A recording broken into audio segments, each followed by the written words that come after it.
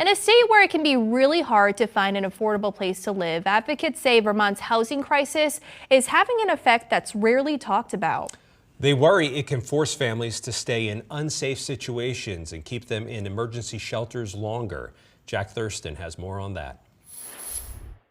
And that was the dining room before. For 20 years now, Lori's house has provided refuge for survivors of domestic and sexual violence, including stalking, in Vermont's Franklin and Grand Isle counties. We know that domestic violence is the leading cause of homelessness for women and children. But now, more than ever, the group Voices Against Violence says the region's housing crisis is adding growing challenges to its work. Our emergency shelters are turning more into, longer-term housing. Director Chris Lukens explaining rising rents and not enough housing stock on top of high inflation mean people are staying longer at the shelter than they once did, months instead of weeks, struggling to find a safe and affordable place to go. It's just such a tight market, they can't find anything. And those are the folks who have left unsafe homes. Others may feel stuck in them, Amanda Hilliker points out. It's hard when you need to get out of a situation and the cost of living is so terrible that you can't. You just stay in the situation that you're in. She's open about domestic violence she survived, telling us Lori's house helped her nearly a decade ago